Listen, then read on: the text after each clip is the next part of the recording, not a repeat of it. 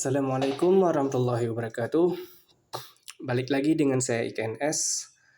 Seperti biasa, kita akan membahas fundamental saham-saham top gainer di RTI Busnis. Yang pertama itu ada MSQ.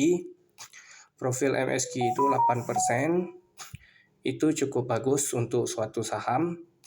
Sedangkan valuasinya itu sudah agak mahal karena profitnya itu rugi alias net profitnya itu rugi, setiap tahun itu rugi perusahaan ini sehingga menyebabkan PER-nya itu minus 7,47 kali.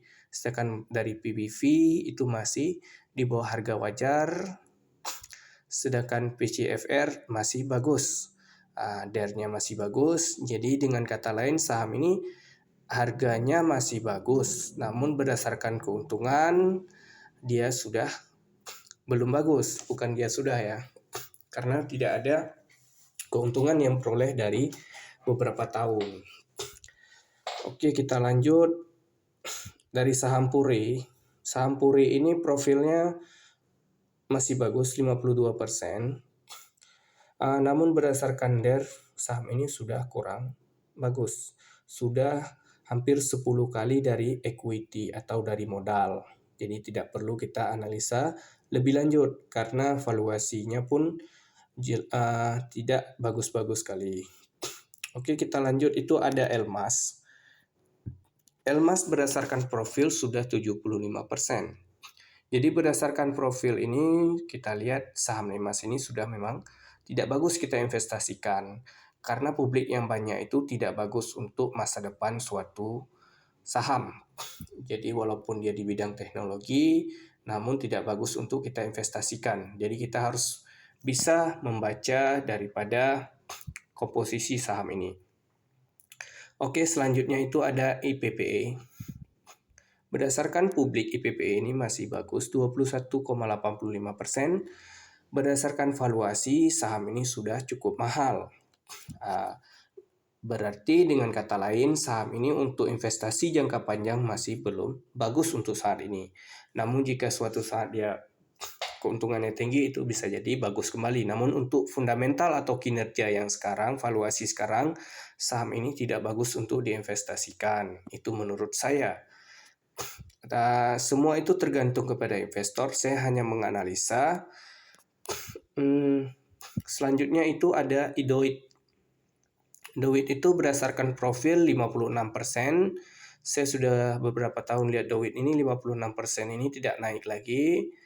Tapi kalau udah naik lagi itu menjadi waspada sedikit. Selanjutnya itu dari segi PER-nya minus 11 kali. Dari segi PBV sudah hampir 1 kali. Berdasarkan cash flow 2,24 kali. Jadi harga saham terhadap cash flow itu 2,24 kali. Jadi keuntungan di sini minus, DER-nya sudah 4,6 kali atau 461%. ROE-nya minus 8,65%. Berdasarkan kinerja saham ini rugi, berdasarkan PBV masih di harga wajar. Jadi teman-teman bisa memutuskan ini. Yang sudah di dalam saya tidak menganalisa saham ini untuk merekomendasi untuk jual atau beli, saya hanya untuk menganalisa. Oke, selanjutnya itu setelah Doit ada NICL. NICL profilnya itu 20% masyarakat. Berdasarkan valuasi sahamnya sudah lumayan mahal juga, di atas 2 kali, PBV-nya dan PER di atas 26 kali. Berdasarkan DER memang masih bagus, namun berdasarkan valuasinya sudah mahal. Berdasarkan kinerja saham ini ROE-nya cukup bagus, ROA-nya juga bagus, dan MPM-nya juga bagus. Hanya kekurangannya di valuasi saat ini sudah termasuk mahal. Oke, selanjutnya itu ada saham CBMF. CBMF itu profil masyarakat itu 20%. Berdasarkan valuasinya, saham ini sudah mahal, walaupun dia di bawah PBV karena saham ini tidak ada keuntungan sehingga menyebabkan PER-nya yang tinggi dan tidak menarik diinvestasikan walaupun sahamnya masih di bawah harga wajar. Dikarenakan keuntungan yang sedikit. Nah, saham ini di bagian consumer cyclical. Namun teman-teman, tergantung teman-teman lagi, masa jadi untuk saat ini saham ini tidak bagus diinvestasi, namun berdasarkan harga wajar dia masih di bawah harga wajarnya, masih di bawah harga modal. Dia dijual di setengah harga modal lah kita bilang. Hanya kekurangannya di kinerjanya. Berdasarkan DER atau utang itu masih bagus, dia tidak lebih dari 100%, dia masih 40% atau 0,4 kali daripada equity saham ini. Oke, kita lanjut, itu ada trend. Trend profilnya masih oke 25%, namun berdasarkan equity, berdasarkan valuasi saham ini sudah agak mahal, sudah di 4 kali PV dan pernya minus 92 kali. Berdasarkan DER juga sudah di atas 100%. Kesimpulannya saham ini untuk saat ini belum bagus untuk diinvestasikan. Dan saya tidak merekomendasi atau jual atau beli untuk saham ini. Selanjutnya itu ada ISAT. ISAT ini sahamnya publiknya masih bagus 13,96%. Sedangkan dari segi valuasi walaupun PBV-nya sudah 3,4 kali, tapi saham ini dari segi keuntungan pernya itu masih bagus, pernya 4,69 kali, sedangkan PCFR-nya masih 2,88 kali. Dengan keuntungan ROE per tahunnya itu 73%, ini sangat bagus untuk suatu saham. Namun kekurangan daripada saham ini, kinerjanya bagus, valuasinya bagus, walaupun dia sudah 3 kali dari harga wajarnya, dan yang kekurangan itu utangnya sudah 5,7 kali atau 578%. Namun walaupun utangnya tinggi, dia bisa memperoleh keuntungan 10% lebih berdasarkan total asetnya. Ini yang bagusnya. Pokoknya yang intinya kinerja saham ini bagus, valuasinya juga bagus, hanya kekurangan di DER. Namun DER-nya masih bisa ditutupi oleh keuntungan di sini. Yang bagusnya itu di situ. Satu lagi kebagusnya itu dividend yield-nya 15,80%.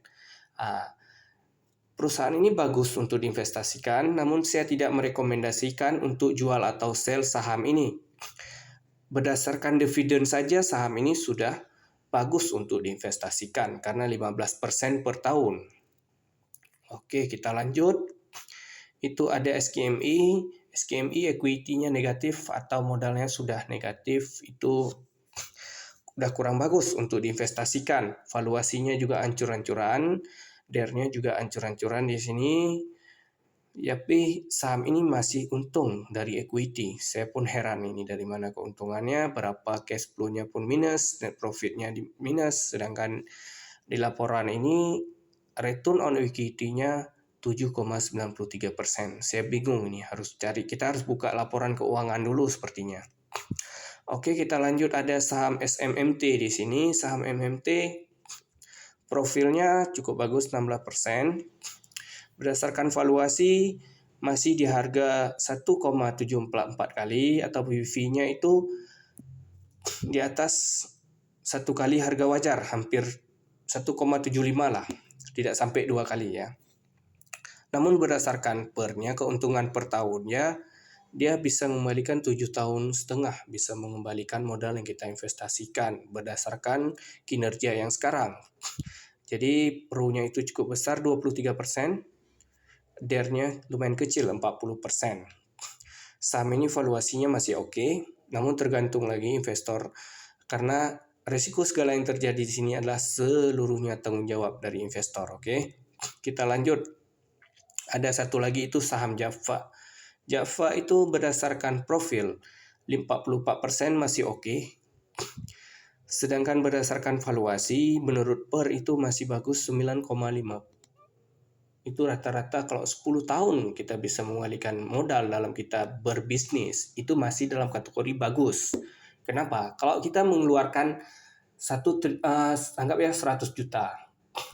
Jadi, kalau 100 juta masih kurang, anggap ya 1 miliar. 1 miliar dalam 10 tahun, kita 100 tahun dapat 100 juta, dalam 10 tahun bisa mengembalikan modal, itu termasuk masih bagus ya untuk suatu bisnis. Artinya bisnis kita jalan setahun dapat 10%. Masih oke. Dari DER-nya sudah di atas 100%, tapi ini masih oke disebabkan dengan ROE-nya itu 17% per tahun, masih sangat bagus ya. Berdasarkan valuasi saham ini masih bagus, ada dividend yield-nya 2%, tidak banyak. Berdasarkan PBV sudah di atas 1 kali harga wajar. Jadi teman-teman bisa menyimpulkan sendiri kalau sahamnya sebenarnya ini harus bagaimana atau tunggu lagi. Jadi teman-teman, yang penting saya sudah menganalisa saham ini. Jadi terserah teman-teman mau membeli, menjual, semua itu tergantung resiko daripada investor itu sendiri. Oke, sampai jumpa dulu di video yang akan datang. Jangan lupa teman-teman like, subscribe channel ini. Semoga kita terus bisa belajar di channel tentang fundamental dan teknikal saham. Oke, sampai jumpa di lain waktu. Assalamualaikum warahmatullahi wabarakatuh.